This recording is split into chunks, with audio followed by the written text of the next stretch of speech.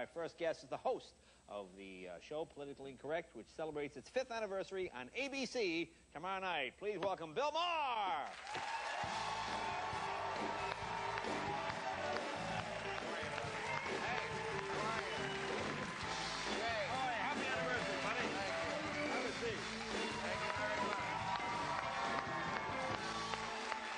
Thank you very much. So that's a funny thing you did, that Olympic clip. Oh well, thank you. Have you been following the Olympics?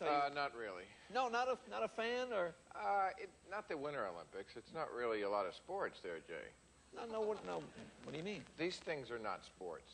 I'm sorry. I mean, it's entertaining. Some of it is breathtaking, but it's a lot of the Olympics seems to be people like that. You know, just lying down and going down a mountain. That's gravity. That's not sports, Jay. Really? They're more like dares. Really? Don't you think that's how it started? Two guys on a mountain drunk with a lunch tray. It's, you know, you have to smoke a half pipe to watch the half pipe. Really? You know. Well, how about the biathlon? Do you know that was sort of... Or as they call it in the hood, the ski by. Ski by? Well, really. I mean, it's shooting while you're skiing. Why not be on a cell phone at the same time? I mean, I don't know where they get the ideas for these things. Well, how about the whole figure skating controversy? Where do you weigh in on this? I could care less. Really? Really? You know, I've never heard you not have an opinion. This is amazing. Well, I mean, it's as if, like, if skating wasn't crooked, then I'd be so interested. And the dance skating. If that's a sport, then the tango should be a sport in the Summer Olympics. You know, you should get a gold medal for being in a mosh pit. Really? Well, but I mean, so regular skating is, you know, a sport should be timed or measured when it's judged. You know, if it's not a sport if you have to wait for a row of old bald guys and sour old women to argue about who won. That's how we judge our presidential elections. We don't want to. We don't want to poison sport with that, Jay. All right, that's an interesting point. Yeah. Now, obviously, you talk about topical subjects on your show every night. Do you consider yourself a news junkie? Are you someone? Are you glued to that set every day? No, I watch the evening news, the 6:30, you know, the national news, which is depressing. Well, not the news. You know, news is for old people. You know, I know young people think they know what's up.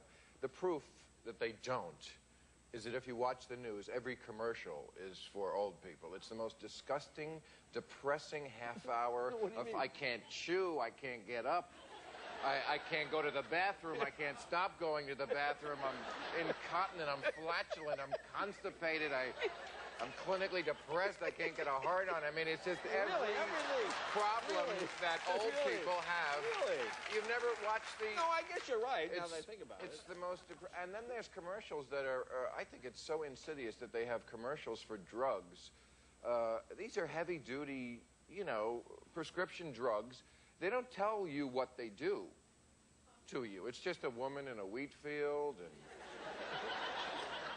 There's one with a guy dancing on a melting clock. I don't know what that is. I do want that drug. Really? You ever see that one? And it's so wrong, I think, in this country where I don't want to get me started on my pet charities, but, you know, marijuana is illegal. But you can advertise these things, and they say, tell your doctor.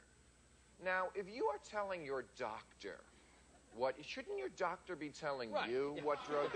If you're telling him, isn't he just a dealer at that point? Isn't that, you know? All right, let's take a little break. More with Bill Maher right after this.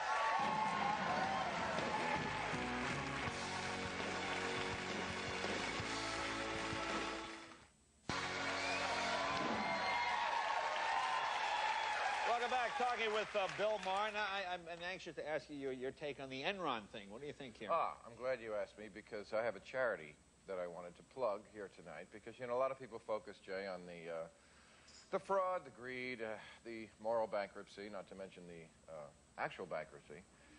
But I'm a compassionate conservative, Jay. Really? So I feel the pain for the lays who are down to 5 of their 17 homes and may soon be second homeless. And I think that the shameful national secret we have is that in the richest country in the world, we do not have a safety net for our wealthiest 1%. So my charity is called Habitat for the Hamptons. Really? And it's something to help our working wealthy. The working wealthy. The working wealthy are overprivileged who very often, Jay, live from merger to merger without a golden parachute over their heads.